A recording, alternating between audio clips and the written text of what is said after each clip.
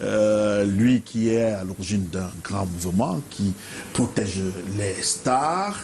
Notre ami Edigui, bonsoir, bienvenue.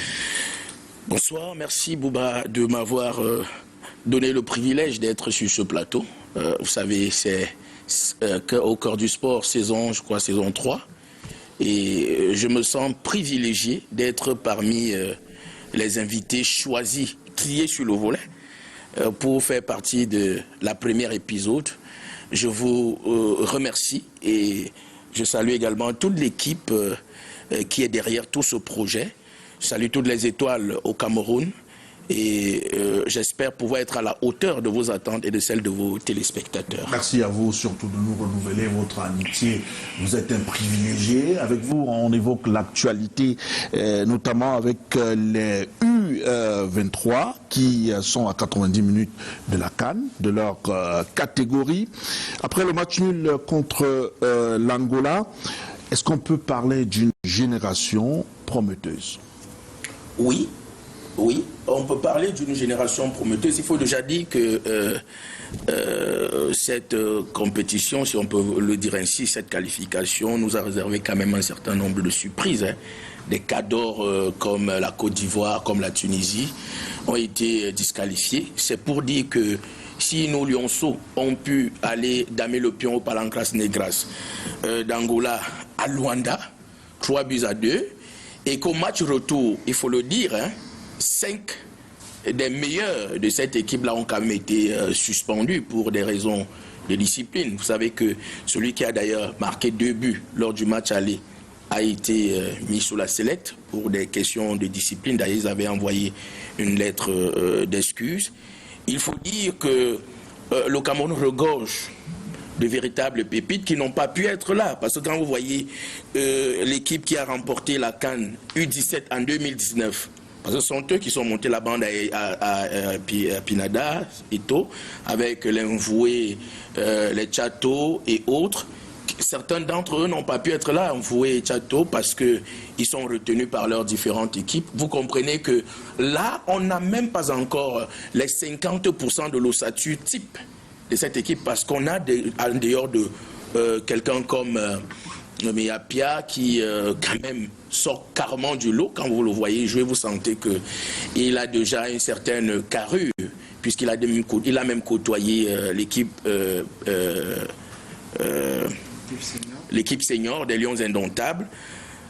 Vous avez le jeune Eto'o qui se déploie tant bien que mal. Vous avez d'autres joueurs. Je pense qu'il y a de l'avenir dans cette équipe. Il va simplement falloir à Guy Fétiné de mieux ficeler et de continuer à regarder. Parce que je continue à croire qu'il y a quand même au Cameroun et ailleurs des garçons qui peuvent relever le défi. Je pense que le Gabon, c'est une équipe à respecter, mais ce n'est pas une foudre de guerre non plus, parce que nous allons jouer la prochaine étape contre le Gabon. Bon, on verra bien si les garçons continuent à avoir l'état d'esprit qu'ils ont eu et s'il y a beaucoup plus de discipline.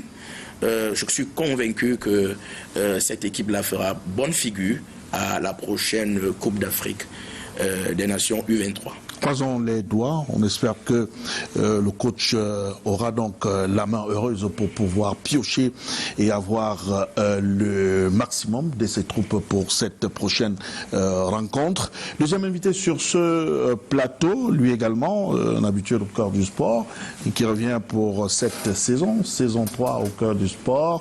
Yannick Efa, bonsoir, bienvenue. Bonsoir Bouba, bonsoir au panel, bonsoir à tous les inconditionnels, effectivement, de ce programme de sport au cœur du sport. J'avoue que c'est également un honneur pour moi de faire partie de cette première cuvée qui démarre avec ce 3e épisode.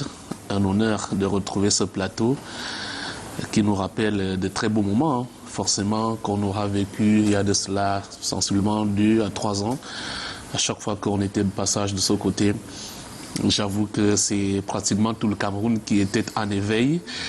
Nous espérons qu'avec ce 3e épisode, il y aura encore forcément du piment pour davantage continuer à tenir en haleine les téléspectateurs qui prennent la peine désormais le mardi à 21h30 d'être devant leur petit écran pour regarder au cœur du piment, peut-être pas de biscuit de la semaine, parce que le biscuit, la semaine très croustillant, très couru par nos téléspectateurs.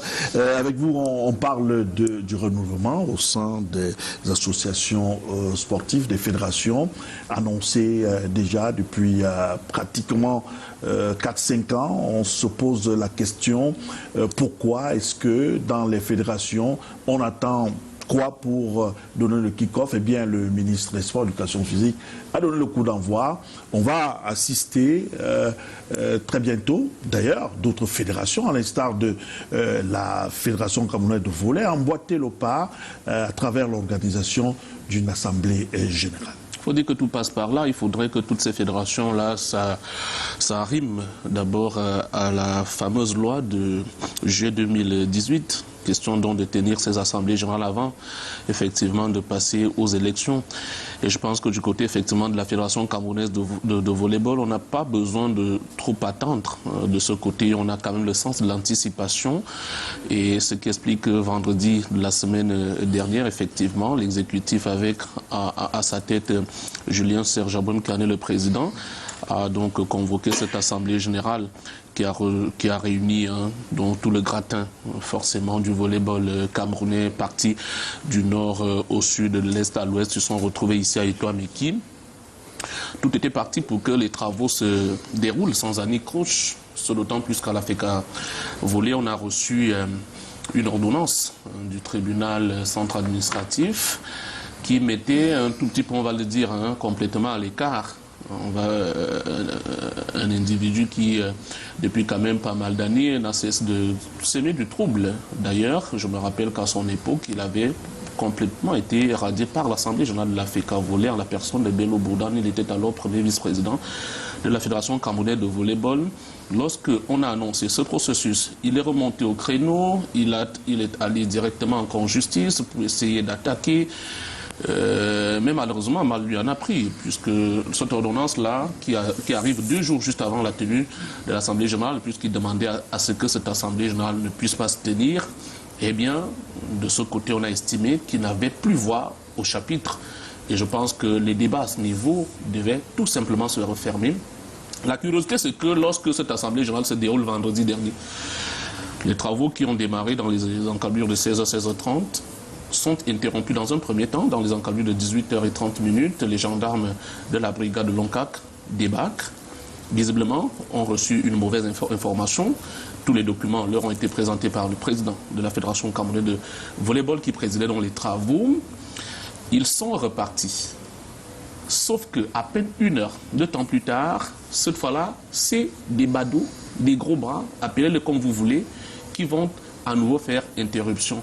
L'objectif recherché ici, ni plus ni moins, c'était effectivement de provoquer les membres de l'Assemblée générale. Il fallait les amener à la faute pour qu'on crie à ce que l'on appellerait ici, qui aurait eu trouble à l'ordre public. Mais il faut féliciter quand même la maîtrise de ces membres de l'Assemblée générale de la FECA Volley, qui ne sont malheureusement pas allés dans tous les sens. Ils ont su garder leur calme et maîtriser ces badauds qui aussi sont repartis. Les travaux sont restés se tenir, les travaux sont allés jusqu'à leur terme, les résolutions sont également finalement été prises. La commission électorale mise sur pied, les textes arrimés, bien entendu, comme le demandait la circulaire du ministre du 12 octobre, arrimés donc à cette loi de 2018. Et je pense que dans les tout prochains jours, puisque hier qui était lundi, les membres de cette commission électorale ont été nommés à la Fédération camerounaise de volley. Reste maintenant que tout Camerounais qui se sent capable de pouvoir donc supporter le poids de la Fédération camerounaise de volleyball aille donc déposer sa candidature. Tous ceux qui pensent qu'ils peuvent déloger Serge Abouem, dont j'espère qu'il sera encore candidat à sa propre succession. Donc ceux qui sont prêts à aller, n'est-ce pas, au front avec le président Abouem, Ils ont, je crois, jusqu'à la fin de cette semaine pour déposer leur candidature. Et bien entendu, les urnes, nous le dirons d'ici la fin du 12 décembre, date fixée par le ministre pour ces élections au niveau des fédérations. Ça s'annonce très dur au sein très dur. de ces fédérations. C'est pas seulement la FECAF volée, on annonce également un clash au niveau de la Fédération camerounaise de cyclisme. La Fédération d'athlétisme n'est pas également... La boxe également qui était en Assemblée générale aujourd'hui, ça n'a pas été facile parce qu'avant que je n'entre ici, j'ai quand même eu quelques bribes, que ça a également été chaud. De ce côté où il y a eu des coups de poing là-bas aussi. Pas de coups de poing. Dieu merci. Ils ne sont pas arrivés quand même. Ils n'ont pas confondu la salle qui faisait office, qui abritait ces travaux. Ils ne l'ont pas rendu en ring de boxe. Dieu merci. Mais il faut quand même avouer que le président Bertrand Magloire Mendouga a été mis sérieusement en mal. Je vais le dire sur la base des textes et autres statuts. Le président Raymond Bita ne sentit pas également d'affaires. Là, nous sommes à la Fédération camerounaise de RAN. L'Assemblée générale s'est tenue dimanche dernier sur l'aéroport du Mont-Fébé. Là aussi, il faut dire que ça joue gros avec, d'abord, fils Daniel Injek. C'est de quoi je parle de ce côté. D'accord. En tout cas, nous allons suivre de près ces renouvellements au sein de ces fédérations, vous rendre compte fidèlement. Vous avez annoncé un autre fidèle de cette émission au cœur du sport, Daniel Fils Indiek. Bonsoir, bienvenue. Bonsoir Bouba, bonsoir aux millions et milliers de téléspectateurs, bonsoir aux copanélistes et surtout aux techniciens. Je pense à Thierry Camto de l'autre côté parce que c'est grâce à eux que nous sommes les petites stars. Et parfois on a coutume de les oublier. J'aurais une pensée ce soir à l'occasion de la reprise de la saison 3 d'Au cœur du sport à l'endroit de Nini, de la profession. Il s'agit de Parfait Sikiawono qui est actuellement du côté, on dira, du parquet de Yaoundé, peut-être accusé à tort ou à raison. Mais je crois que s'il y a encore une justice au Cameroun, on doit, pour des situations, je prends le cas de Bouba Ngomna, si vous êtes en difficulté aujourd'hui, Bouba Ngomna est repérable et traçable. Et ce qu'on demande simplement, c'est de le laisser comparaître libre, quel qu'en soit. Je crois qu'à chaque fois qu'il a été convoqué, il a déféré à la convocation, il a toujours répondu présent, que ce soit lui ou encore ses conseils. C'est véritablement une affaire scabreuse. Que depuis pratiquement une semaine, il est sorti, il n'est pas sorti, il est entre la police judiciaire et le parquet. Donc on ne va pas rentrer dans le fond, surtout que l'affaire est en cours, mais véritablement il faille que la justice, s'il y en a encore une au Cameroun, essaye de faire son job et qu'on libère simplement M. Parfait Sikiawono. Alors, mais quand même, puisque vous évoquez ce sujet, il faut quand même aussi être complet avec l'information pour que nos téléspectateurs soient effectivement fixés. Parce que, est-ce que Parfait Siki, certes journaliste de profession, mais agissait-il en tant que journaliste au moment des faits ? Parce que là aussi, c'est très important. Oui, au moment des faits, il agissait comme journaliste en ce sens. Est-ce qu'il agissait comme journaliste? Il agissait comme journaliste. Il me semble que c'était dans ses fonctions de secrétaire général. Pas de secrétaire général, Bouba. Par intérim. Il faut resituer le contexte. Le contexte, c'est que avant l'élection du bureau en place à la Fédération camerounaise de football, Parfait Siki a assuré comme secrétaire général par intérim au moment où monsieur... comment il s'appelle, Banglok Didier a été suspendu, a eu des soucis. Donc, après l'élection, M. Parfait Siki a retrouvé son poste de responsable de la communication de la Fédération camerounaise de football au moment des faits. Qu'est-ce qu'on lui reproche? C'est de détenir par devers lui. On va pas rentrer dans parce que l'affaire est en cours. Mais au moment où l'affaire se passe, mais on voulait quand même voir il n'est plus secrétaire général par intérim. Il a repris sa casquette de communicateur de la Fédération camerounaise de football. Alors, je ne sais pas si... S'il vous plaît, on va pas... Je vais passer la parole pour qu'on puisse restituer quand même aussi les faits dans son contexte. C'est pour ça que je... suis un juriste sur le plateau et je voudrais rappeler à mon cousin Indjek qu'une affaire qui est pendante en justice, il faut éviter de la commenter. Et la justice est en train de faire effectivement son travail. Il faut faire très attention avec la manière dont on relate les faits. Parce qu'en réalité, j'ai la conviction que M. Indjek n'est pas constitué dans le dossier. Il n'est pas avocat de Parfait Siki. Donc il ne connaît pas quels sont les chefs d'accusation? Premièrement. Deuxièmement, on ne peut pas faire croire aux Camerounais, ce serait de la manipulation, que les faits pour lesquels il est poursuivi sont des délits de presse. Non. C'est faux. C'est à ce niveau, effectivement, que vous... C'est faux. Il a été secrétaire général, il a d'abord été chef du département communication de la Fédération camerounaise de football. C'est un rôle qui a été confié, certes, à un journaliste, mais il est beaucoup plus administratif que vous ne le croyez. Deuxième chose, il a été secrétaire général par intérim de la Fédération camerounaise de football. Et c'était pendant cet exercice-là, pendant qu'il était intérimaire. Si vous pouvez vous laisser donner cette précision pour que nous puissions avoir notre propre idée sur la question. J'aime à dire, bon, de toute façon, ça ne sert à rien de rappeler le lien qu'il pourrait avoir entre M. Parfait Siki et moi. Et donc je suis sûr que s'il fallait parler d'amour et d'affection, j'aurais plus d'amour. Mais nous sommes là pour servir la République et pour dire la vérité. Parce que la vérité précède la justice. M. Parfait Siki n'a pas été interpellé par la justice camerounaise pour des questions de délit de presse. Il est en ce moment attrait devant le juge pour des questions essentiellement interne à la fédération. Pendant qu'il l'exerçait comme secrétaire général ad interim. Allez, vous êtes journaliste, il faut recouper l'information. Donc, maintenant, est-ce qu'il a raison? Est-ce qu'en réalité, il y a... Le problème au niveau de la justice. On va laisser la justice. Il ne faut pas faire croire. On va laisser la justice. C'est pour moi aussi une opportunité de dire aux journalistes que vraiment, vous nous devez la vérité. Vous ne pouvez pas, parce que j'ai entendu des gens dire qu'ils vont aller s'asseoir devant la PJ. Mais écoutez, il y a plusieurs journalistes qui ont été interpellés autrefois et qui ont été libérés. Il y en a qui sont même encore pris par les tenailles et les mailles de la justice. Je n'ai pas encore vu une telle mobilisation. Vraiment, il faut arrêter la manipulation. Mais votre ami Sam Séverin Ango avait été gardé voilà, aussi. Sam Séverin Ango va moulquer. Je crois Martinez Zogo, Baola qui a été directeur de publication. Vraiment, il faut qu'on arrête ce genre de choses et qu'on arrête de manipuler l'opinion. Que la justice soit faite et qu'elle soit bien faite pour tous. C'est tout ce qu'on peut dire en ce moment. D'accord, ce n'est pas un sujet inscrit à l'ordre du jour, c'est une mise en bouche sur l'actualité. On va quand même embrayer avec l'actualité en cours. On voit la Champions League qui se joue. Les ténors sont d'ores et déjà éliminés, tels que le Barça. Quelle lecture vous faites de ces éliminations de ces équipes dites de renom? Oui, vous voulez là évoquer le Barça et sans oublier la Juve.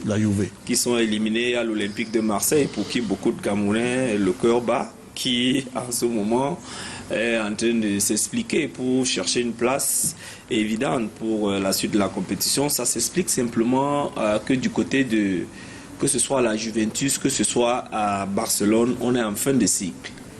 On est en fin de cycle après le passage des messieurs comme Deco, Ronaldinho, Samuel Eto'o, je pense encore à Lionel Messi et les autres.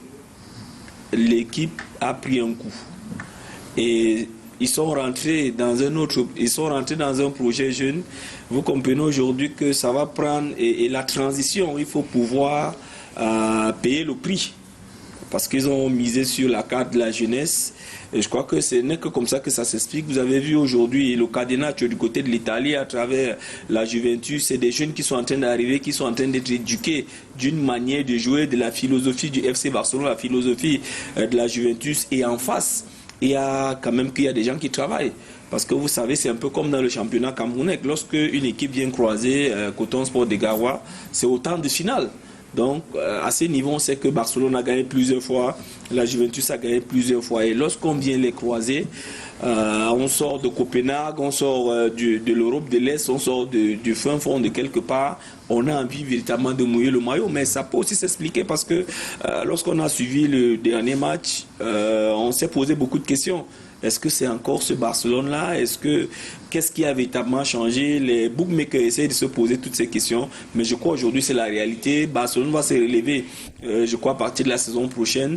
et seront reversés là en Europa League. Je crois que de ce côté, ils auront l'occasion peut-être de se reconstruire, de se remettre dans la compétition, parce qu'aujourd'hui ils sont pratiquement classés 3e. Donc on essaiera de suivre Barcelone en Europa League, peut-être pas en C1 mais en C3. Je crois que relativement et naturellement ils vont retrouver le niveau et ils viendront peut-être chercher une place dans le carré d'as de cette compétition. Merci à vous. Le 4e invité, c'est notre consultant permanent, visage connu de nos téléspectateurs, Coris Kouyaté, qui nous retrouve avec beaucoup de bonheur, beaucoup de plaisir ce soir.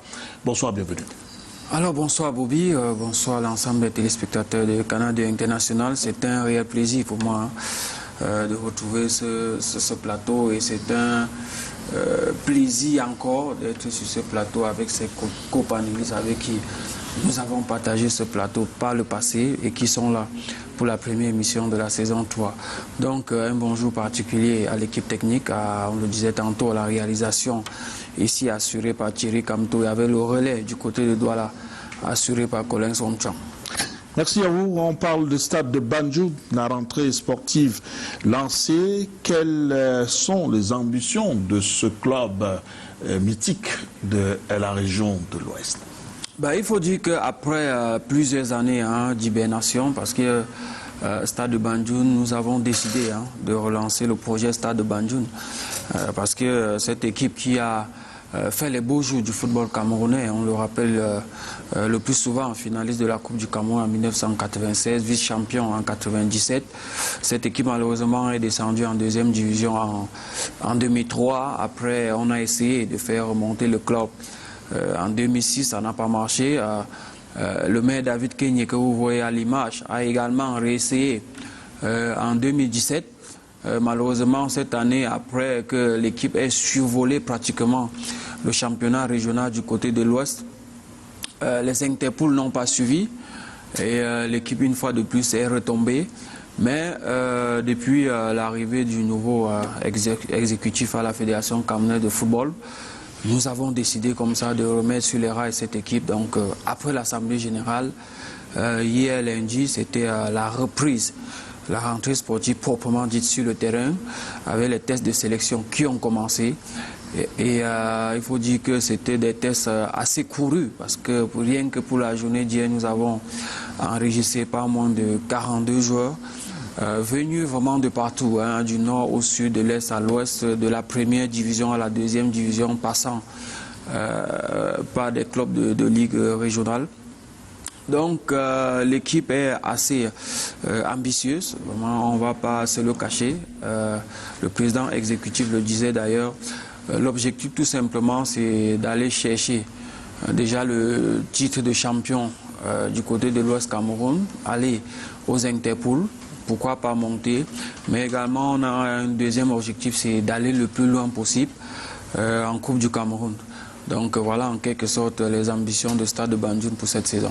Voilà, merci à nos différents panélistes qui nous ont renouvelé leur amitié encore ce soir pour cette 3e partie de Au cœur du sport. Vous êtes très nombreux à nous regarder, vous avez été très nombreux à réclamer, à revendiquer bien sûr ce programme culte.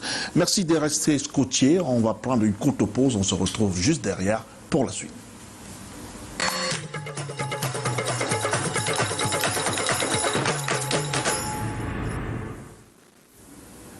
Avant d'ouvrir le débat, je vous invite à regarder ce élément qui nous vient de Loum. La cérémonie de Ballon d'Or camerounaise sous l'ère Samuel Eto'o à la tête de la Fédération camerounaise de football a donc captivé l'attention des fans du football, en particulier du côté de Loum, où justement l'intérêt était porté sur ces nouvelles exécutives qui accordent la chose sportive pour ces derniers. C'est une initiative qui se veut pérenne dans le sens propre du thème, qu'elle pourrait donc booster le moral des joueurs qui évoluent sur le plan purement local. Leurs avis ont été donc recueillis à travers cet élément de nos correspondants dans le Mungo, ce reportage qui porte la signature d'Arnaud Devario Nda et Luciano Doudou Ndiakou.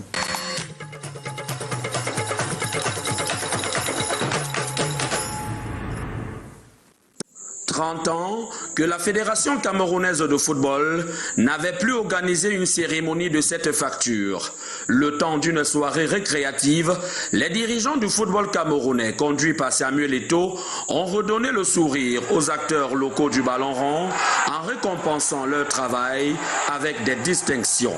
Une cérémonie appréciée à sa juste valeur par des fans de foot dans le Mungo et à travers le triangle national. Ballon d'or camerounais, c'est un truc qui est très bien pour motiver les footballeurs camerounais. Ça va motiver tous les enfants qui voient même ou qui partent même au stade pour voir le match. Les joueurs vont prendre une hausse comme en Europe. C'est qu'en Europe, le ballon d'or, les nominés sont d'abord contents parce que ce n'est pas donné à n'importe qui était nominé. Comme Benzema, ballon d'or 2022. Au-delà de l'émulation, ces 12e joueurs n'ont pas manqué de faire des propositions à l'actuel exécutif dans le sens de l'amélioration au fin de faire rêver davantage les joueurs locaux, comme aime à le dire Samuel Eto'o, en invitant à la prochaine édition les footballeurs qui ont marqué l'histoire du football mondial pour la remise des awards. Les joueurs comme les Kylian Mbappé, les Zinedine Zidane, pour la remise du ballon d'or, ça va galvaniser les footballeurs camerounais. Je pense que si un joueur dans notre championnat, pendant qu'il est nominé, quand on lui donne son trophée, quand il constate que c'est peut-être une star mondiale comme Yann Mbappé ou Messi qui va lui remettre son ballon d'or, je pense que c'est un truc qu'il ne peut jamais oublier dans sa vie ou pas. D'autres, par contre, ont estimé qu'il va de l'intérêt de tous de penser également à la rénovation des infrastructures sportives telles que le stade municipal de Loum, où Samuel Eto'o a disputé un match en 1997 lors de la Coupe du Cameroun face à l'Aigle Royal du Mungo, alors qu'il officiait à UCB, aujourd'hui KSA. Aigle UCB, tu es au banc les touches, où on menait l'UCB 2-0, tu as tapoté Kaham, tu as dit même au stade, Kaham t'a mis, tu es entré, tu as mis 2 buts. Merci pour l'initiative du football que tu prends au Cameroun, mais n'oublie pas la ville de Loum, parce que tu as fait tes pas à Loum. C'est au vu des initiatives du genre et la réponse des attentes formulées que les supporters du football dans le Mungo placent l'espoir de redonner toute sa grandeur au football camerounais. Être ici sur cette frappe. Oh, but! Oh!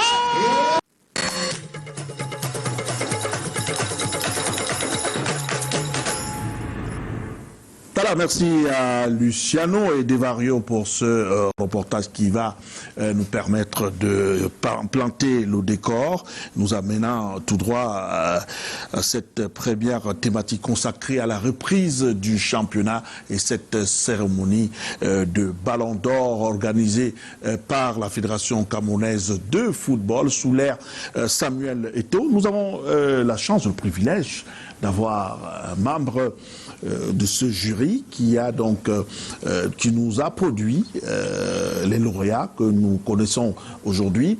Est-ce que en quelques mots, vous pouvez nous dire si ça, en quoi consistait exactement le travail dans votre casting? Quels étaient les critères de sélection? Comment est-ce que ça s'est passé exactement? Moi, je voudrais déjà vous dire que je me suis senti très honoré d'être parmi les membres de ce jury qui était constitué en réalité de 5 personnes. Le président Jean Lambernan, votre confrère aîné, monsieur Alioune Boukar, madame Victorine Fomoum, qu'on ne présente plus dans le football féminin, même dans le football masculin, et le rapporteur Landry Betsogo. Nous avons travaillé sereinement pendant pratiquement 3 jours. Évidemment, je vais dire que sous l'encadrement tout au moins logistique du service marketing et communication, c'est-à-dire M. Benjamin Pondi et Ernest Obama. qui, de temps en temps, nous accordait tout ce dont on avait besoin en termes de logistique. Le travail s'est fait effectivement à la Fédération camerounaise de football. Notre travail consistait justement à rassembler tous les votes. Les votes qui ont été faits par les 21 journalistes, les votes qui ont été faits par les entraîneurs et les arbitres, et effectivement le vote du public. Je peux vous assurer que, contrairement à ce que nous croyons au départ, la tâche n'était pas facile, puisque les journalistes devaient noter sur 30%, les entraîneurs arbitres 40%, c'est-à-dire parce qu'eux ils sont des techniciens, et le public 30%. Il fallait donc compulser toutes ces notes-là, faire tous les calculs pour pouvoir avoir la note finale. Nous sommes heureux d'avoir désigné, en fait, pas nous, c'est-à-dire à l'issue de la délibération, d'avoir finalement désigné ceux qui étaient dans chaque catégorie les meilleurs. Je crois que jusqu'ici, on n'a vraiment pas eu de critiques à ce niveau-là. Je dois vous dire, et ça, je ne sais pas si je trahirai un secret parce que nous sommes allés un peu plus loin pour être plus objectifs. À un certain moment, il fallait vraiment appeler d'autres experts, avoir d'autres sons de cloche.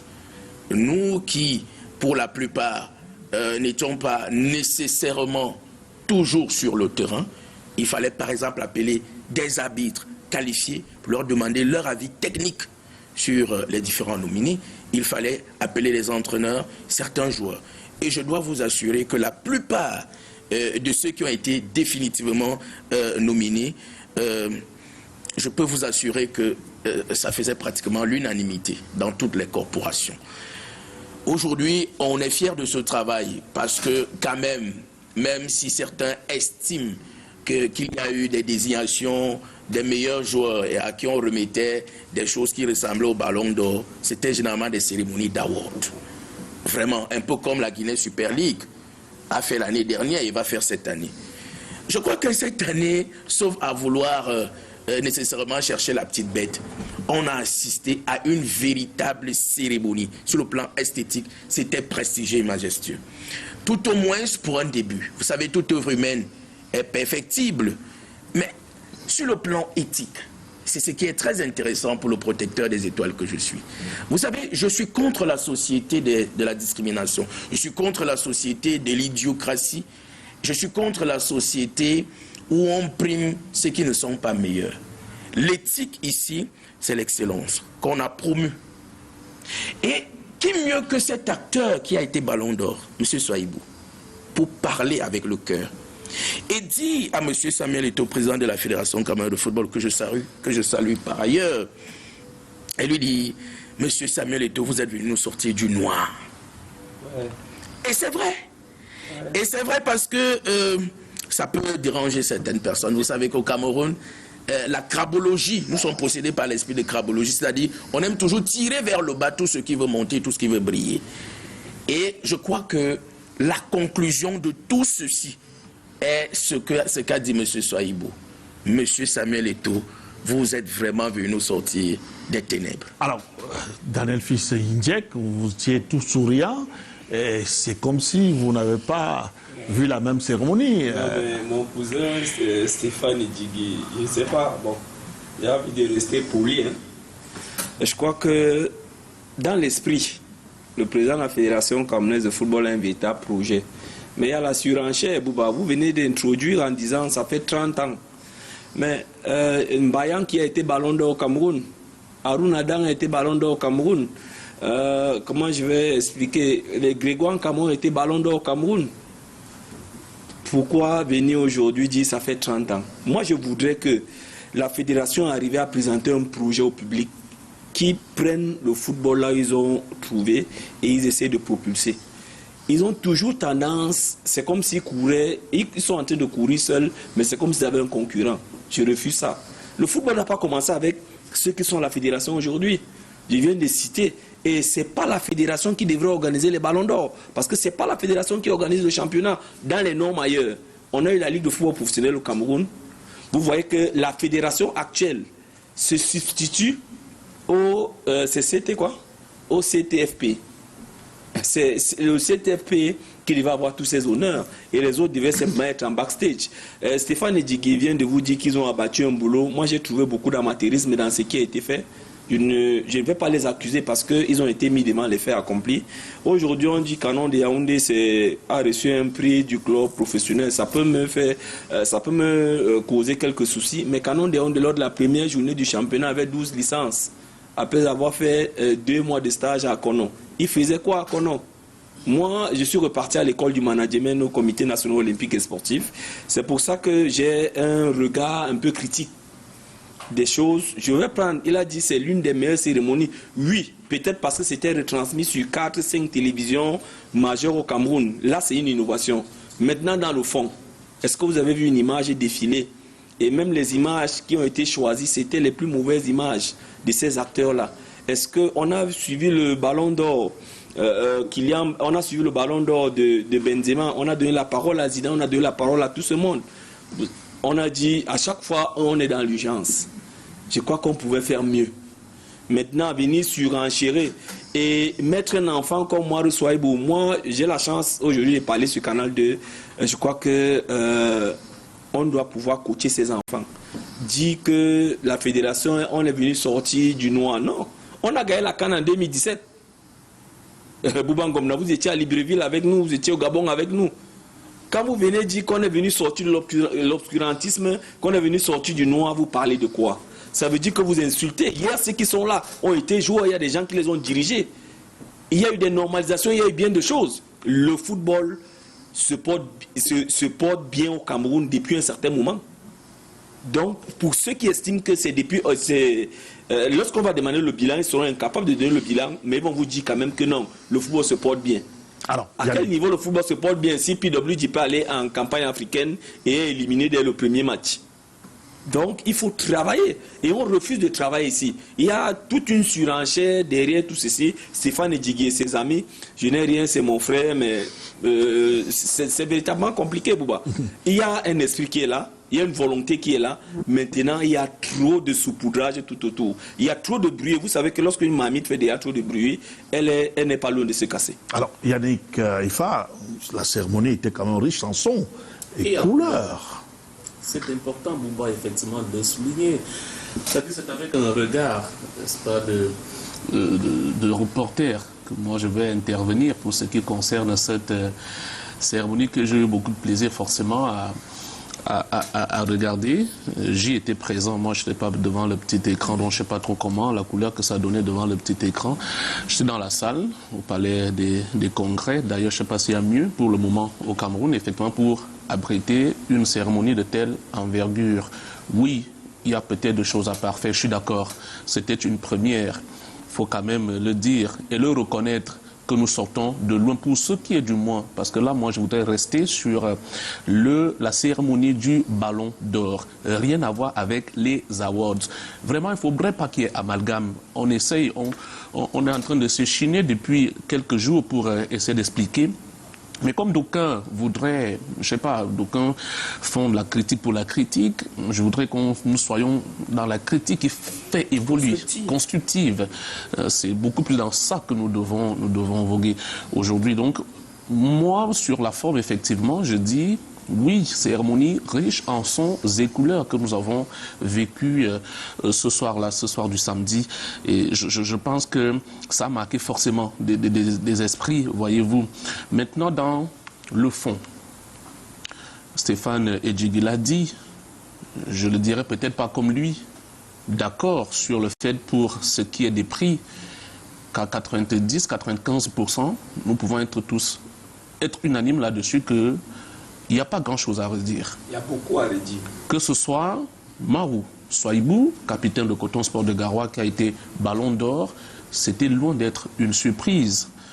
Maintenant que je l'ai dit, c'est vrai que Coton Sport a pratiquement fait la razzia parce que vous allez constater que ce soit le ballon d'or, que ce soit le meilleur gardien est revenu à Coton Sport, le meilleur espoir avec Patient Wassou est revenu à Coton Sport. Vous avez le meilleur entraîneur, Gabriel Aman également, n'est-ce pas, qui a été meilleur président. Il y a également le meilleur président Fernand Sadou, toujours de Coton Sport de Gawa. Donc pas moins de 5 prix pour le seul club Coton Sport de Gawa. Ça peut se comprendre parce que je pense que mieux en termes de management que Coton Sport. Au Cameroun, pour le moment, il n'y en a pas.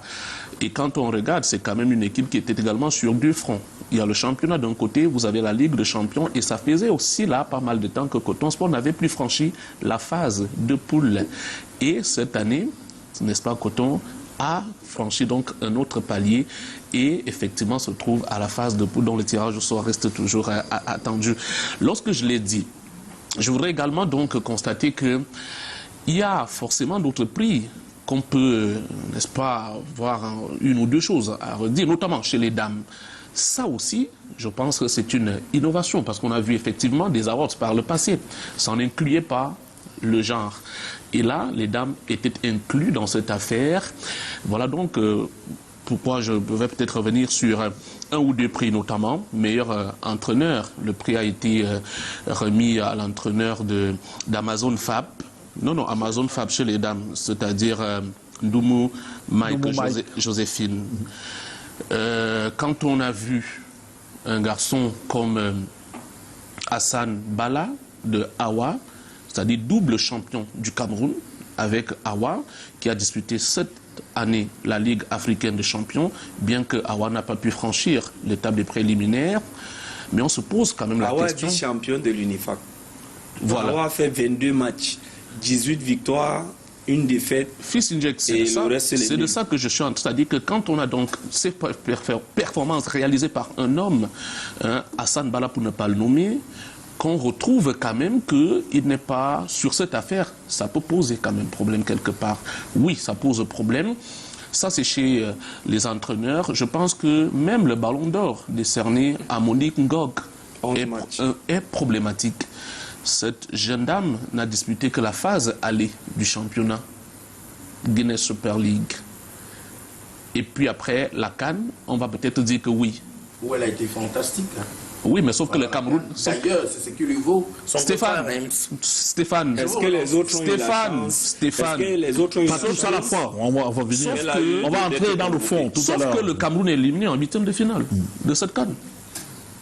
Parce que plus loin, on me dirait également que Ndoumou Mike bénéficie du fait qu'elle a terminé vice-championne du monde de la coupe du monde Coupe du monde militaire. militaire. Non. Vous commencez à revenir. Non. La FIFA et la CAF ne reconnaissent Ce pas n'est pas cette comme ça, compétition. voilà. On ne reconnaît pas, c'est pas comme ça. C'est un C'est-à-dire championnat que corporatif. c'est donc des petites Ça ne erreurs. représente rien pour le Cameroun. Non, écoutez, c'est des petites erreurs qui ont quand même pu glisser. Ça ne représente rien pour le Cameroun, selon Stéphane, c'est des petites erreurs qui ont quand même, n'est-ce pas, glissé dans cette affaire. Donc, quand j'ai relevé ces deux cas-là, je dis pour le reste, vraiment, nous devons, si on veut aider notre football, être d'accord. Bouba, permets-moi en 10 secondes pour relever un autre détail. Je vous le dis, c'est avec un œil de reporter que j'ai regardé cette affaire. Là, c'est au niveau des tenues vestimentaires des lauréats. Au niveau de la fédération, si au niveau des clubs, on n'arrive pas à avoir un œil là-dessus, j'ai vu pour d'aucuns qui étaient primés ce jour, des tenues qui laissaient véritablement à désirer. Pourtant, c'était une... Fils, on n'a pas encore livré les habits. s'il te plaît. S'il te plaît, ça c'était la magnanimité. Non, c'était la magnanimité de la fédération. La fédération n'est pas obligée. C'est-à-dire qu'en France, c'est pas la fédération qui achète quand même le costume à Benzema qui va prendre son ballon d'or. Là, c'est les clubs au premier rang. C'est-à-dire si les joueurs eux-mêmes ne savent pas ce qu'ils valent en ce moment-là, c'est-à-dire c'est une question d'image dont le club doit travailler pour l'image de son joueur. Hein. Du coup, je dis, il faudra revoir cet aspect de choses. Parce qu'effectivement, comme je dis, au niveau de la coloration, au niveau de l'image, que ce soit du joueur, que ce soit du club, ça a quand même pris un coup à ce niveau. Donc les clubs devront, à l'avenir, si attelés, être plus regardants pour ceux des poulains qui seront, n'est-ce pas, choisis, qui seront nommés, si jamais, donc, n'est-ce pas, l'aventure... C'est le talent qui doit parler, non, Yannick? Oui, le talent, mais je dis... C'est le club qui va choisir. Non, ce n'est pas que le club... Je dis, quand tu es déjà nommé, ils sont 3 par catégorie de la tenue vestimentaire. C'est pour cela que je suis la tenue vestimentaire. Mal habillé. Stéphane, Mais soyons sérieux. J'ai dit ceci. Bon, disons, s'il vous plaît, s'il vous plaît. Il dit justement que ça faisait mauvais genre de toute façon. Yannick et Stéphane, on va pas faire un débat sur le sexe des gens. Non, pourquoi ça doit être subjectivité? S'il vous plaît, je crois quand même que dans les normes, c'est chacun qui devrait quand même avoir sa tenue. C'est pas, ce n'est pas. Bouba, non, là-bas n'est pas. S'il vous plaît. Tu vas pas me refuser ça, Bouba, mais comment vous pouvez miroiter des choses aux enfants? Ils partent dans une tête de la place, on prend les mesures. Et jusqu'aujourd'hui, ils continuent toujours d'attendre. Non, mais on ne les envoyait pas là-bas. Mais vous avez la preuve de l'information. Avoir leur tenue, non? Je pense que il faut peut-être pas qu'on entre dans ce débat-là. Et peut-être qu'on voulait sauver les meubles, voyant qu'il y avait. Moi, j'ai été au cœur de l'affaire. Il ne faut pas qu'on vous dise des choses ici. On a développé l'industrie du fake. Ce que Injek raconte là n'est pas vrai. Ça a été d'ailleurs une proposition du président. Mais on a même eu des difficultés à voir les joueurs. Je vous prends le gars de Gazelle, qui en réalité était au nord. Non. Il est société de Coton Sport. Actuellement. Monsieur Nkada. Il est société de Coton Sport. Monsieur Nkada. Oui. Ok. Il est société de Coton Sport. Et il a joué la Super Coupe à Bafoussam. S'il vous plaît. Je vous en prie, monsieur. Vous voyez alors que vous ne tenez pas votre place dans ce jury. Non, parce que vous ne connaissez même pas les joueurs. Comment ça, il n'est pas sa place? C'est vous qui sélectionnez l'équipe doit être dans un jury. Il est société de Coton Sport de Garoua depuis cette nouvelle saison. Monsieur, quand je serai aussi malade, il va supporter. Monsieur Indjek, pas d'attaque personnelle. Vous ne pouvez pas que dans une émission je m'en s'il vous plaît. Et je ne savais pas. S'il vous plaît, ne considérez pas cela du moment où il s'agit du président quand même du mouvement Let's Protect Our Stars. Et que vous ne savez pas. Et qui est un attendez, Monsieur Indjek, vous êtes journaliste et vous avez l'habitude de m'inviter sur vos plateaux.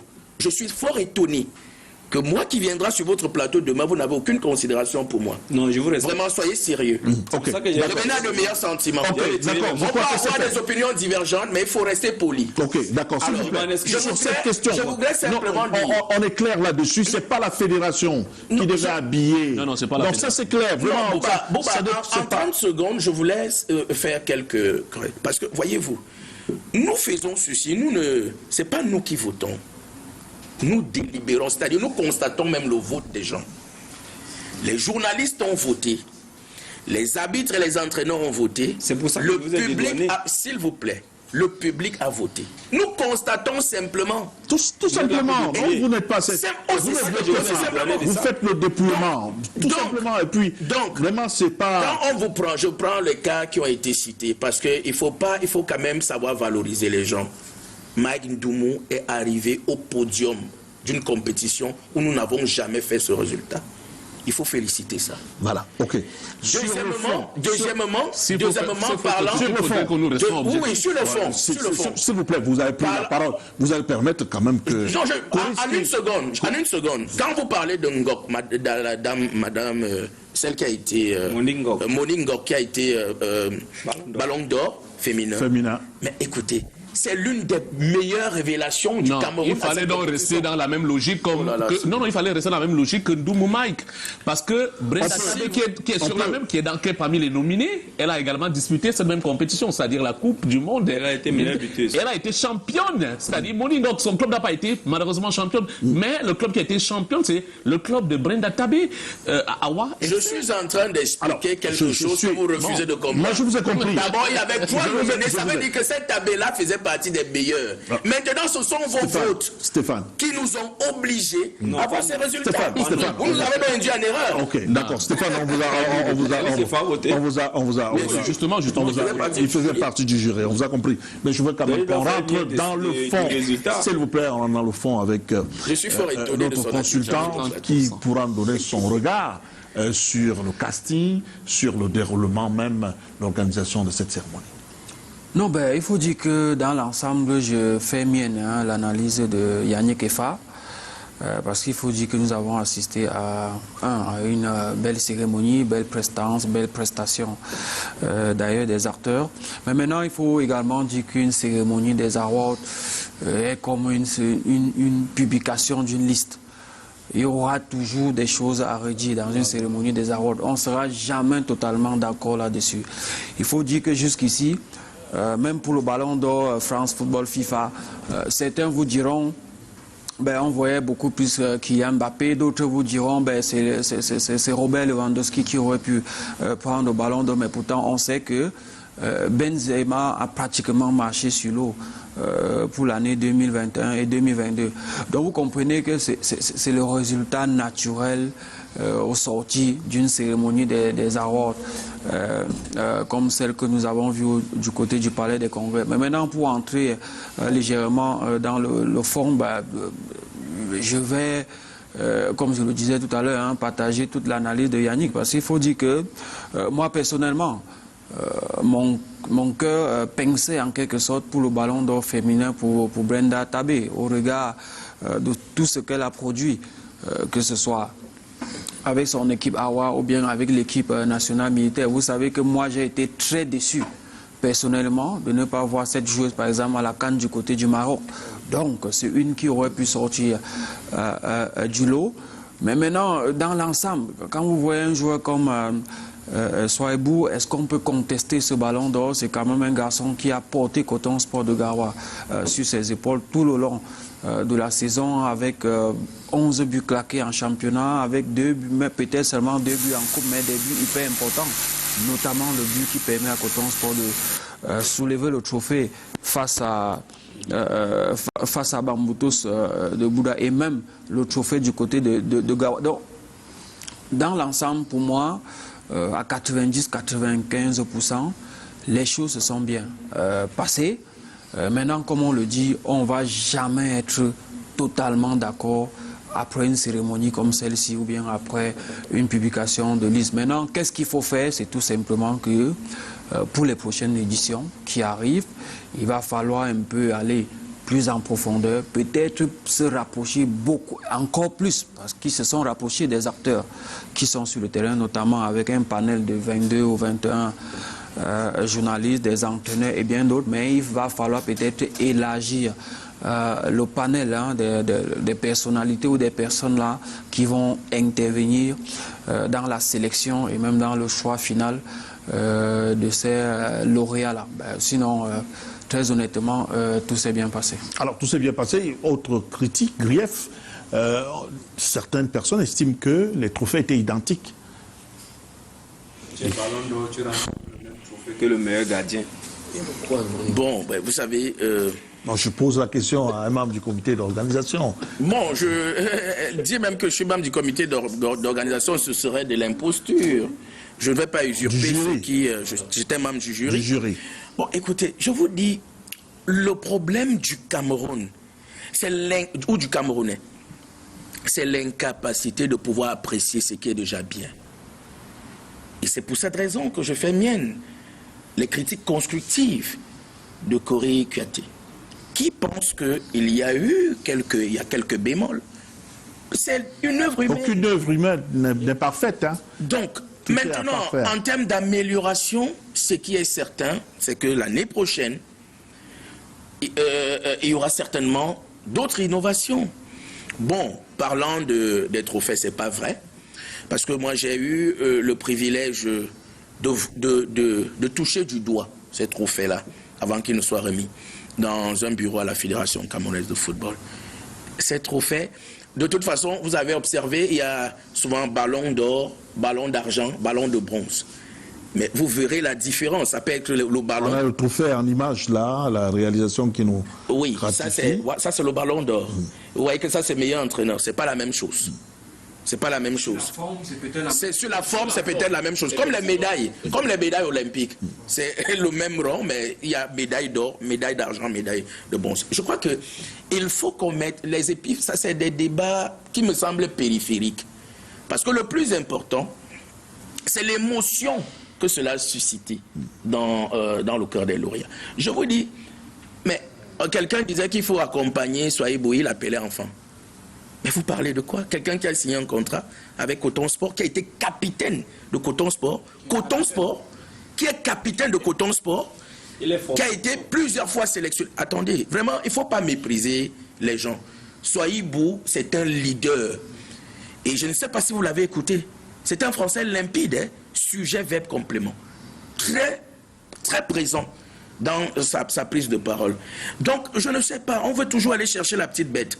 Bon, que ceux qui sont en train de critiquer aujourd'hui la forme du trophée nous proposent mieux. Voyez, moi j'ai dit aux gens... Vous avez vu le trophée d'Aruna Ndang?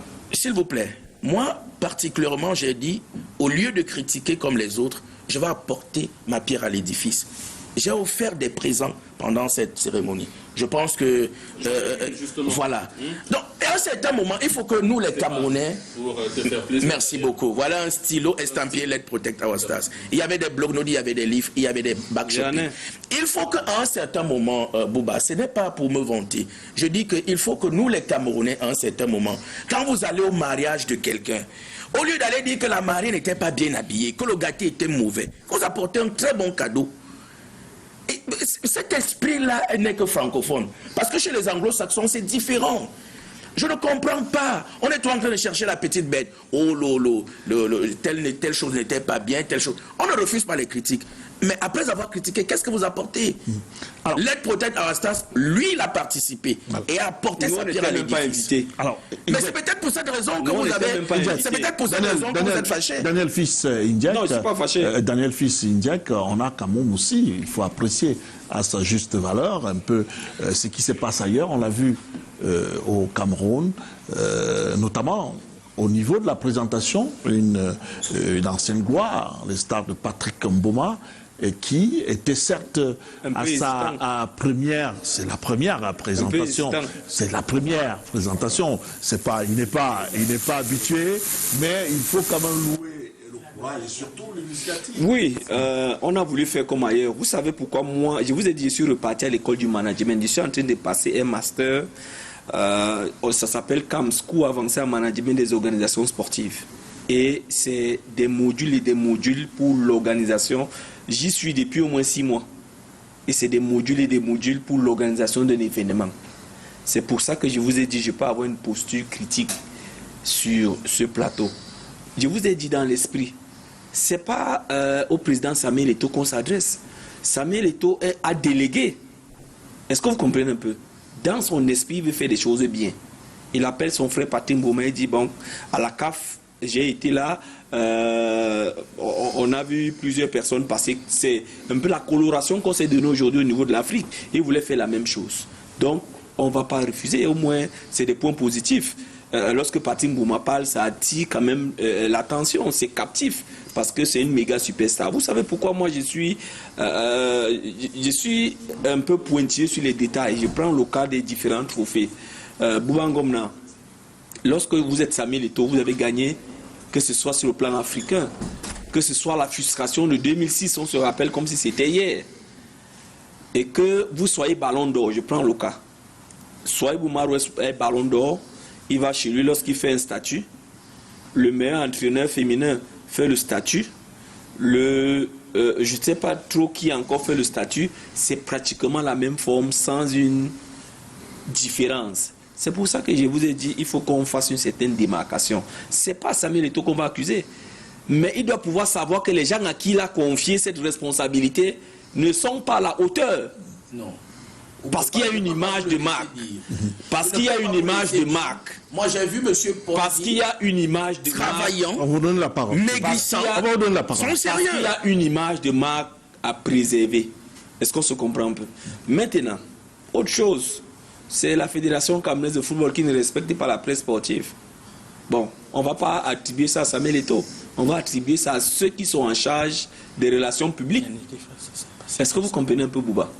Vous imaginez qu'une cérémonie comme celle-là, vous avez des journalistes, peut-être ils n'ont pas été choisis parce que ce n'est pas tout le monde qui sera choisi. Mais il y avait 21 places. Ceux qui étaient choisis étaient non seulement...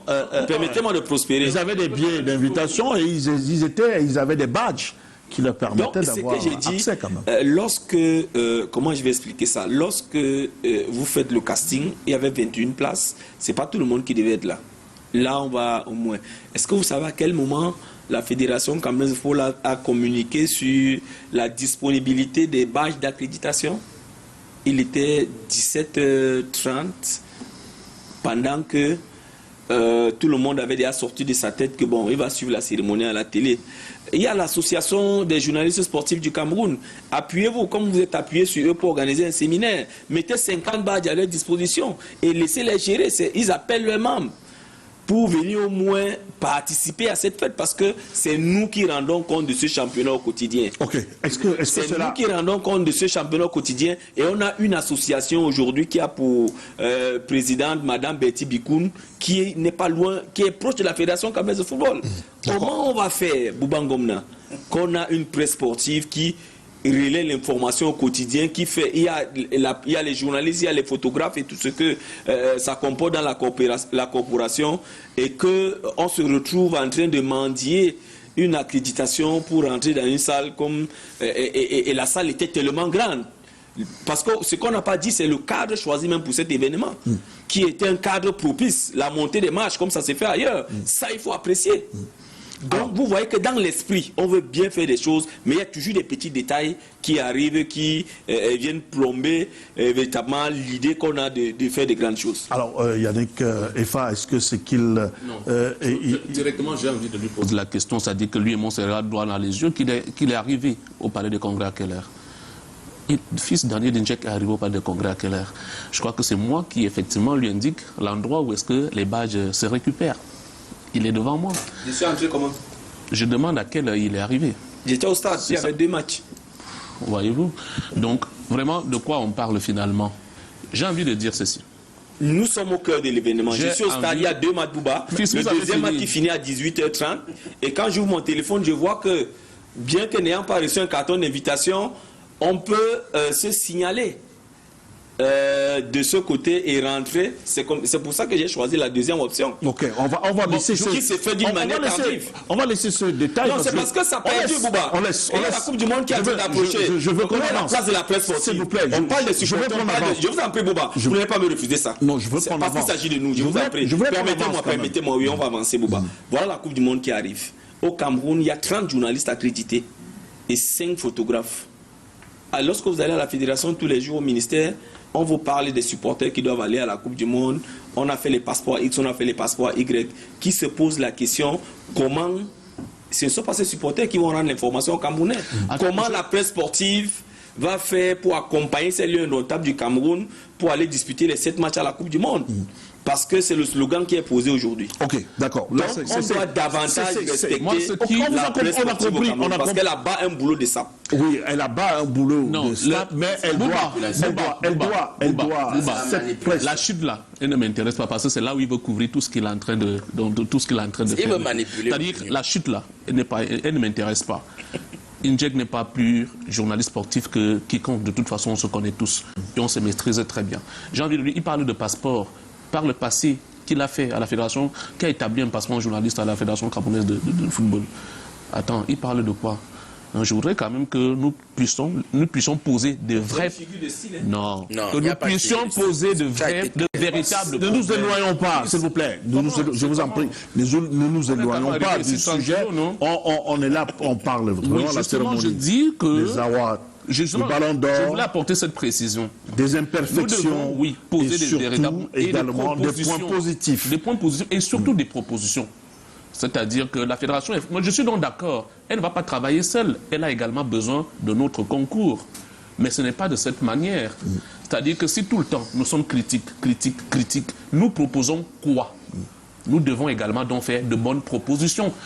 Et au rang de propositions, par exemple pour ce qui concerne la cérémonie, comme celle qui a eu lieu samedi dernier, j'imagine peut-être que le président de la FECAFOOT, Samuel Eto'o, a déjà ça dans un coin de la tête. Vous savez, c'est une cérémonie protocolaire. On aimerait également avoir des stars. Il en a eu. Il a des amis parmi ces stars mondiales de football.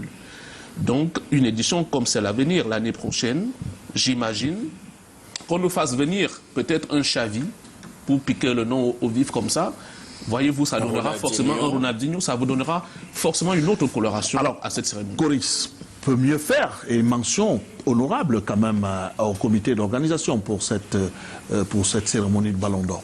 Non, je vous ai dit en chutant tout à l'heure que 95% c'était une cérémonie totalement réussie. Bon, maintenant, il y a quelques petits détails que nous sommes largement revenus là-dessus, sur ces petits détails qui, si on met des améliorations, comment dire, sur des rails, si on décide d'apporter, comment dire, des éclaircissements ou bien des améliorations sur ces côtés-là, ben voilà, on va avoir une cérémonie presque parfaite. Donc l'objectif ici aujourd'hui, c'est que ceux qui ont organisé cet événement, qu'ils prennent en compte en réalité nos critiques en quelque sorte et surtout nos propositions pour que l'année prochaine qu'on ait une très belle cérémonie et qu'on ait une cérémonie forcément un peu supérieure à celle-ci. Parce que la difficulté aussi dans l'événementiel, vous savez, c'est mon domaine, c'est que lorsque vous faites un événement comme celui-ci et que vous réussissez, vous avez l'obligation de redoubler des efforts pour que l'événement qui va suivre soit forcément au-dessus de celui-ci. Un ou deux mots sur le championnat déjà lancé. Ligue Elite 1, Elite 2, un moment avec cette cérémonie. Non, d'abord lui, non, pas vous, d'abord. Non, je ne vous donne pas la main, je commence par Stéphane. Je crois que Paris réussit. C'est là, des lendemains meilleurs. Paris réussit. Je crois que le CTFP a pris les choses en main. Aujourd'hui, le championnat Elite 1 est lancé. Elite 2, on est dans une perspective de lancement. Donc, c'est à féliciter parce que vous savez que quelquefois, les années antérieures, on assistait véritablement à des renvois, à des boycotts, ainsi de suite. Aujourd'hui, je suis en train de venir sur les années antérieures. Il y a beaucoup de choses qui ont été faites. Attendez votre temps de parole. Monsieur Ndiaye, attendez votre temps de parole. C'est vraiment difficile. C'est pas la radio ici. Au comité olympique, on vous apprend quand même aussi à écouter. Voilà, tout à fait. Allez-y, monsieur Stéphane. Je voulais juste faire une petite parenthèse avant de revenir sur le sujet. Vous savez, moi, je suis de ceux qui pensent qu'il faut donner à César ce qui appartient à César. Quand quelqu'un a fait bien, il faut le féliciter. Moi, j'ai vu l'équipe à Benjamin Ponzi, Ernest Obama. C'est des gars qui ne dormaient pas. Ils ont même maigri pendant cette période pour vous donner ce que vous avez vu dernièrement. C'est à féliciter. Ne pas le dire ici serait vraiment méchant pour moi. Moi, je l'ai vu.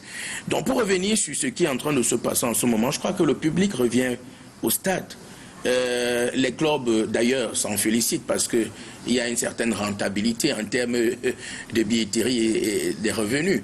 Donc, globalement, je peux dire que les clubs sont en train de se structurer professionnellement.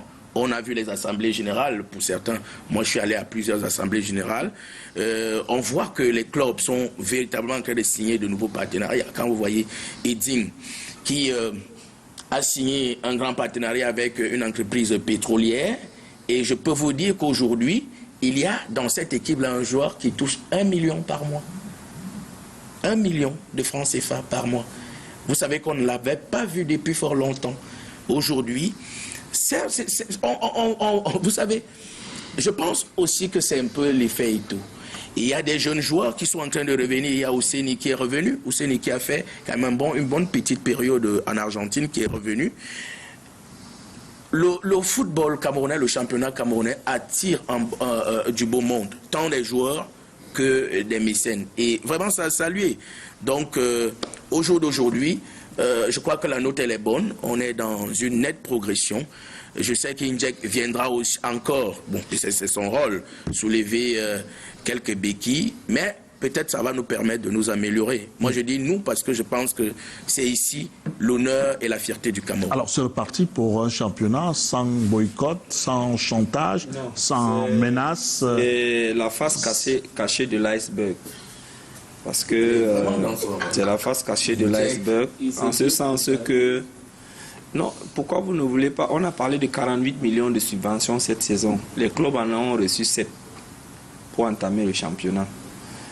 Coton Sport de Garoué champion, ils n'ont pas encore reçu cette enveloppe qui pourrait permettre de faire 1 ou 2 recrutements parce qu'ils en ont besoin. Et Eding Sport de la Ligue qui est 2e du championnat, ils n'ont pas encore reçu l'enveloppe. Et les autres. Maintenant, les arbitres même ont reçu, après avoir fait une réunion avec le président, 2 primes sur les primes des rencontres, sur l'ardoise qu'ils réclamaient lors de la saison précédente. Non, mais dans l'ensemble, moi je crois que J'ai suivi une rencontre, je crois que c'est la rencontre phare depuis le début de cette saison, c'est Coton Sport, c'est plutôt Colombe du Djel au Coton Sport de Garoua. Je crois qu'il y avait du bon, il y avait du ton, malgré le 0 but partout. D'un côté, Anissé Mbargafoué a opposé véritablement quelque chose à Coton Sport de Garoua. Et Gabriel Aman et les siens ont pu réagir parce que c'était une rencontre où, au moment où on sifflait la mi-temps, je crois que Corus était avec nous, au moment où on sifflait la mi-temps, on ne se rendait pas compte qu'on a déjà joué 45 minutes. Et au moment même où on sifflait la fin du match, on avait envie que la rencontre se poursuive. Mais les autres équipes, je prends le cas des Dingsport de la Ligue, et ça peut se comprendre aujourd'hui parce que avec le coach Bonaventure Djonkep, il a perdu 60% de ses cadres. Coton Sport s'en est arraché pratiquement 3 joueurs. On pense à Bao, Andonfak, Ramsès et l'autre milieu de couloir qui sont titulaires désormais à Coton Sport. Le capitaine de Canon de Yaoundé, c'est l'ancien capitaine de Dingsport de la Ligue. Lorsque j'ai fini de dire ça, donc on peut comprendre que du côté de Ding, on est en train de reconstruire, mais à Canon de Yaoundé, le coach Bissek est arrivé aujourd'hui. Le coach Bissek a installé une nouvelle philosophie. Ça tarde à prendre, mais je ne sais pas si les supporters des Canons de Yaoundé seront patients de lui permettre de travailler, parce qu'il allait chercher les jeunes qui reviennent de l'étranger. Je pense à Eba Tobi, je pense à l'attaquant Njok qui vient d'Akonangui en Guinée équatoriale. Je pense à Mexès, défenseur central, qui, après une longue blessure, a retrouvé les rangs du côté du canon. Mais les canonniers semblent ne pas être patients. Parce que peut-être Birou a été 3e, mais aujourd'hui c'est une nouvelle philosophie, c'est une nouvelle école qui est là. Dans l'ensemble, j'ai envie de le féliciter ici, le coach de Bamboutos de Mbouda et surtout le staff managérial de Bamboutos de Mbouda. Après le départ de Sango Ndoubé Bosso, on a annoncé beaucoup de noms ronflants, mais l'administration a décidé de faire confiance à un jeune entraîneur qui est Inangassa, qu'il faut féliciter. Inangassa, sur le plan managérial, qui a pris des décisions en prenant pratiquement l'atout majeur de l'attaque des Bamboutos de Mbouda, Kemajou, qu'il a renvoyé sur le banc de touche pour une certaine période, pour un lavage peut-être de cerveau après les derniers événements qui se sont passés. Et aujourd'hui, c'est en train de lui donner raison. Je prends le cas, Kemajou est rentré à la 60e minute lors de la deuxième journée face à Yafout. Il a claqué un doublé. Bamboutos de Mbouda, c'est 3 sorties, 3 victoires. Donc il y a quand même des bons clients. Comme ça, il y a les Nassara Kamakai qui ont eu des soucis l'année dernière parce qu'ils étaient relégués.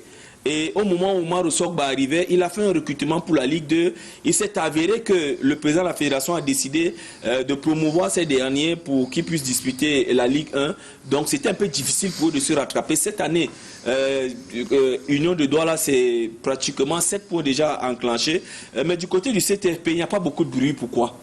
Parce qu'on est allé chercher, permettez-moi de le dire pour ressortir, vous n'allez pas me refuser ça, parce qu'on est allé chercher un artificier du football. Monsieur Faustin Bida. Peut-être ça ne fait pas beaucoup de bruit, mais ça vous dit quelque chose de Bangomna. C'est un chevalier. C'est un monsieur qui a commencé Sakodo, comme on dit souvent dans le football, dans la football sportive d'Akonolinga.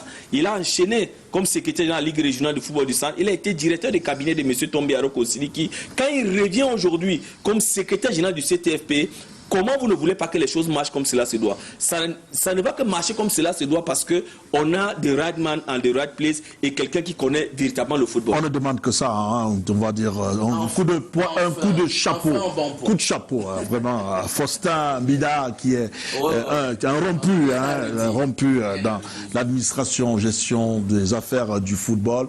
On va prendre cet élément qui va me permettre de sortir sur la Coupe du Monde, le Cameroun qui est donc, vous le savez, logé dans la poule G. On voit un peu les adversaires, l'un des adversaires du Cameroun, la Serbie, à travers cet élément que nous propose Mathieu Fangwa.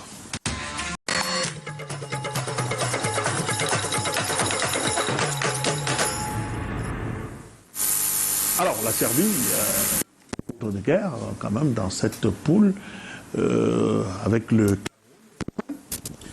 Oui, c'est un sérieux client pour le Cameroun. Ne pas le dire serait quand même ne pas connaître effectivement les dernières performances de cette formation. Il faut quand même noter que c'est la Serbie qui envoie le Portugal au barrage, les éliminatoires zone Europe. Donc c'est un sacré client effectivement pour les Lions indomptables. Mais permettez que je reste confiant toutefois. Parce que malgré tout ce qui est en train de se passer, c'est vrai qu'une préparation, on parle d'une préparation où le sélectionneur, manager sélectionneur Hugo Berson serait un tout petit peu tatillon. On verra forcément une équipe des Lions indomptables, j'ai envie de dire conquérante, et peut-être qu'il pourra surprendre plus d'un. Je donne rendez-vous effectivement au public camerounais le 24 novembre prochain, lors du premier match contre la Suisse. Je pense que le Cameroun devra donc, lors de cette rencontre-là, donner le ton. Et je ne serais non plus surpris de voir cette équipe du Cameroun se qualifier pour tout au moins les huitièmes de finale. Il faut dire que notre premier match, effectivement, ça sera contre la Suisse. Le deuxième match, qui pour moi paraît le plus difficile, ça sera contre la Serbie avant de terminer le 2 décembre face à l'ogre brésilien. Vous savez, avec l'Armada, ça va très vite. On a déjà tous les sélectionnés. Côté Brésil, vous avez les Neymar, les Rodrigo, vous avez les Vinicius. Ça ira très vite côté Brésil. Mais il n'en demeure pas moins que nous sommes des lions indomptables et nous devons tous, comme un seul homme, être derrière cette sélection du manager sélectionneur Hugo Berson. Coris, quelles sont les forces faiblesses de cette poule G où se trouve le Cameroun? Non, déjà il faut dire que nous nous trouvons dans une poule très très difficile, très compliquée. Parce que déjà, si vous jetez un coup d'œil au niveau du classement FIFA, vous allez comprendre que tous nos adversaires sont devant nous. Vous avez le Brésil qui est premier, vous avez la Suisse qui est 15e, vous avez la Serbie qui est 21e. Et même en termes de valeur intrinsèque, individuellement, joueur par joueur, ces sélections sont nettement supérieur au Cameroun. On parlait de la Serbie tout à l'heure. Il faut dire que c'est une équipe quand même qui... c'est un mélange de tout. C'est vraiment un regroupement de très bons joueurs qui jouent partout. Et la difficulté avec la Serbie, c'est que même en termes de système de jeu, c'est une fois de plus un mélange de tout. Parce qu'il faut dire que la Serbie naît de l'éclatement de l'ex-Union soviétique, ensuite de l'éclatement de la Yougoslavie et aujourd'hui après la Serbie-Monténégro. Et vous savez quel jeu est-ce qu'on pratiquait, que ce soit en US ou encore en Yougoslavie. Je vais vous prendre un cas de figure. Vous allez voir que la Serbie, elle a deux attaquants vedettes, mais deux profils totalement différents. Vous allez avoir Mitrovic qui lui est un attaquant rigueux, dur sur l'homme, fort avec les déviations, mais en même temps rapide. Pourtant, il est assez costaud. Il a claqué 43 buts la saison passée en 44 matchs en Championship. C'est de l'inédit avec Fulham. Cette saison, il est déjà à 9 buts en 12 rencontres en Premier League. Donc, ce n'est pas un problème de niveau. Mais maintenant, à côté de lui, vous avez un attaquant un peu plus intelligent, un peu plus vif, qui est Vlahovic, qui joue du côté de la Juventus, même si cette saison, il n'est qu'à 6 buts en 10 matchs. C'est un peu difficile par rapport à la saison dernière. Mais à côté de ces attaquants, vous avez des joueurs comme les Milinkovic-Savic de la Lazio de Rome, vous avez les vieux briscards comme Matic qui est aujourd'hui du côté de l'AS Rome. Donc vous comprenez que c'est une constellation, c'est une équipe à prendre très très au sérieux. À côté maintenant de la Serbie, effectivement, vous avez également la Suisse. La Suisse est une équipe très joueuse. On a la France aujourd'hui de la France en 8e. Oui, la France aujourd'hui peut en témoigner. C'est cette équipe qui a quand même éliminé la France au niveau de la Coupe d'Europe du côté de 2021. Et maintenant, le Brésil, on ne présente plus. Maintenant, Bobby, en une minute, lorsque vous avez des adversaires pareils, qu'est-ce qui doit jouer? C'est le bon casting et c'est surtout l'état d'esprit et le mental. Parce qu'il faut dire que en 1990, nous n'étions pas au-dessus ni de l'Union soviétique, ni de la Roumanie ou encore de l'Argentine de Diego Armando Maradona. Mais ce qui a primé, ce qui a permis au Cameroun de franchir l'étape du premier tour et d'arriver jusqu'en quart de finale, c'était le mental, c'était l'état d'esprit des hommes qu'on avait dans cette compétition. Le Cameroun peut tirer son épingle du jeu dans cette poule, Stéphane Edjigui? Nous respectons nos adversaires, mais le Cameroun sera qualifié. Le Cameroun se qualifiera parce que, comme disait... Je reprends la chute de Cory. Tout va se passer au niveau de l'état d'esprit. Et vous savez que généralement, lorsque le Cameroun n'est pas attendu, comme c'est le cas, le Cameroun fait généralement des prestations surprenantes. On l'a vu en 90. On l'a vu très récemment 2017 au Gabon. Je crois que les Camerounais seront surpris. La Serbie, qu'on vient de voir, est une équipe, c'est une véritable sélection de bons joueurs. Ils ont un état d'esprit de vainqueur, mais vous savez qu'ils ont pratiquement une histoire totalement différente de la nôtre. Et ils ne sont jamais passés au premier tour. Nous, on a déjà joué les quarts de finale. Il va falloir tenir un discours particulier à nos joueurs, parce que la plupart ont besoin vraiment d'être boostés. Mais j'aime à dire aux gens, aux Camerounais, que le football n'est pas que la dimension visible, technique et tactique. Il y a une dimension paranormale qu'il ne faut pas négliger. Et il y a une dimension d'état d'esprit psychologique qu'il ne faut pas négliger. Et j'ai la conviction qu'avec la Serbie, d'abord avec la Suisse, nous ferons une prestation surprenante. Alors, est-ce qu'on peut s'inquiéter de la préparation des Lions indomptables à cette Coupe du Monde quand on sait qu'on attend toujours que l'entraîneur rende public? Oui, mais moi je crois que Rigobert Song a son idée. Parce que Rigobert Song, moi j'ai eu la chance de discuter avec lui plusieurs fois, contrairement à ce que Yannick Effa disait ici. Peut-être je ne dirais pas que je vais m'inscrire en faux dans ses propos. Rigobert Song, depuis son arrivée, vous avez vu qu'il y a une certaine chronologie. Aujourd'hui, la FIFA ne peut que libérer les joueurs professionnels le 17 novembre. Et la compétition commence le 20. Il y a un match qui a été calé pour le 9 face à la Jamaïque. Qu'est-ce qu'on fait? On ne joue pas? Et oui, on revient dans le projet de Rigobert Song. Pourquoi? Quand Rigobert Song est arrivé à la tête de cette équipe, il a hésité. Mais à un moment, Rigobert Song, vous avez vu qu'il a commencé à convoquer les locaux. Il a même fait un match entre les locaux et les professionnels. Mais je vous dis, ce match du 9, c'est un piège. Parce qu'aujourd'hui, Rigobert Song veut faire confiance à un maximum de locaux, 2 à 3. Pour le moment, il y a Marou Souaïbou qui s'est distingué, oui. Mais derrière Marou Souaïbou, est-ce qu'on peut avoir quelqu'un d'autre qui va venir se greffer au groupe qu'il a déjà? Vous, comme vous le savez, en dehors de Zambouanguissa qui n'était pas là lors du dernier regroupement, et Michael Ngandou-Ngandui, il a déjà pratiqué. Choupo-Moting, Kalto-Kwekambi, il a déjà pratiquement son groupe dans sa tête. C'est pour ça que ce match est la bienvenue.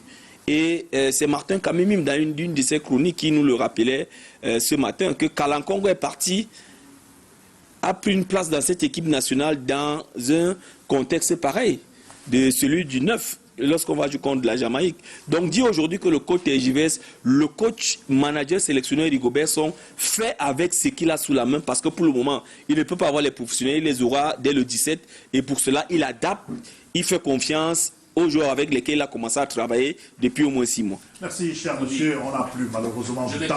on va, n'est-ce pas, faire un clin d'œil au président du fan club à Yaoundé, Arsène, et bien sûr toute son équipe qui seront encore au rendez-vous demain, mais également à un aîné qui se trouve du côté de la France, qui nous a pris la peine de nous regarder ce soir, c'est le PCA de FC Boulevard. Voilà, merci.